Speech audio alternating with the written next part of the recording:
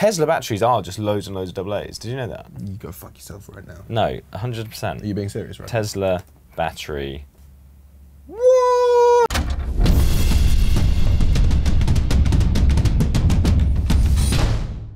Hi. Hello. I'm Jack. I'm Michael. And these are the best pieces of content that we found on DriveTribe this week. Thanks for watching our episode last week. I hope you enjoyed. Here are some of our favourite comments. Actually, best comment and worst comment. So best comment right there. And then one from my dad over here. Nice. Thanks for watching, guys. Cheers. Our first story today comes from Moto2. It's like MotoGP, but tour. Basically, a fairly disgraceful thing happened this weekend, Michael. ROMANO FENATI, who sounds like a Bond villain, has chosen to act like one. Moto2 rider ROMANO FENATI disqualified for irresponsible riding. They're screaming down the straight. They're both doing 130 miles an hour. I guess him and this guy had a little scuffle earlier in the race. They're coming together. He reaches over, just whoop, squeeze the brake pedal. Squeezes the brake pedal. I actually don't think it's called a brake pedal, Jack. And I think if you're a motorcyclist, feel free to tell us in the comments below that Jack's an idiot and also it's not called a brake pedal. Lever? Yeah, I actually saw this of my own volition because sometimes I'm on the internet on the weekend and I look at things and I saw it and I was like, that is so dangerous. Essentially, what he's doing is trying to seriously injure someone. And if you can't keep your head in a professional sport, then you should be gone. Get right here, man! Is there any reaction of the guy that he did it to? Well, I think a bunch of riders from all levels, including MotoGP, have come out and been like, hey, that guy should never ride again. This kid in Moto3, back in the day, was kicked off Valentino Rossi's like sort of youth academy for kicking people while riding alongside them. Really?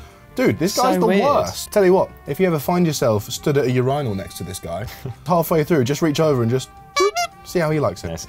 ROMANO FENATI. More like ROMANO FENATI. Very nice. Do you know what I love, Jack? Doopy doopy doop doop doop. The environment. Ah. And do you know what else I love? Me? The sun. And do you know what else I love? Cars. Cars. And there is a car that combines all my loves into one thing. The article is called SION, the real self-charging car, and it's written by Beth Lilly. It's basically like a little BMW i3 doused in solar panels. It's capable of generating up to 30 kilometers of range on a day with proper conditions. Okay. So just picture this, you've gone to the seaside with your family. Yeah. On the way back, gets a bit grey and drizzly. Don't make it. You live there now.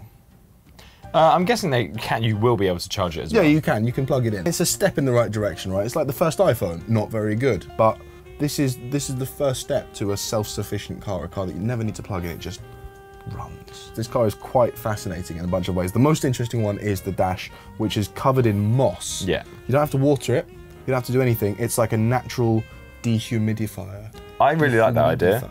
I am worried though that it will go off. I mean, what is moss? Gone off. Mold. Mold. Oh, it's already gone off. You are so dumb. You are really dumb. It costs 16,000 euros or 20,000 if you want it with the batteries. Why would they sell an electric car without the battery? Why is it an option to save 4 grand and be like, don't bother? Guessing that they're looking to a future where you keep your battery from your old car and then you slot it into your new one. Oh, that's actually very clever. Yeah, and if they're not thinking that, then you're welcome. Great news for people who like to have sex with cars, Michael. Yes. Jaguar have been experimenting with putting eyes on autonomous vehicles. The idea here is that we're all a bit scared of autonomous cars, right? Yeah, a little bit. We don't trust them, we don't know what they're up to. If we give them faces, not only will it be less weird, apparently, but also, if I'm waiting to cross the road and the autonomous car's coming, I know when it's safe to cross because the car will go like that. So check this out. The lady stood, she's waiting to cross. Yeah. She's not sure the car has seen her yet. Yeah. Car goes, oh, there you go. I cycle a lot, and one thing I always make sure is that I've got eye contact. If I'm cycling along, someone's coming up at a junction, I will never cross them until I've looked them in the eye and said, don't you fucking dare.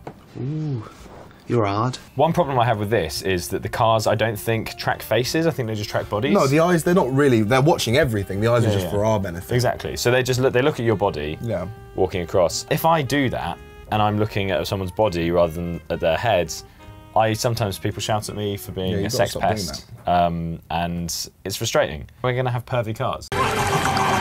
I think maybe they need to be less human-like and maybe just be sort of, you know, black pupils and a headlight or something. But I do agree that in this video, you sort of get it, right? I think this is great news because when I'm having sex with a car, I've always...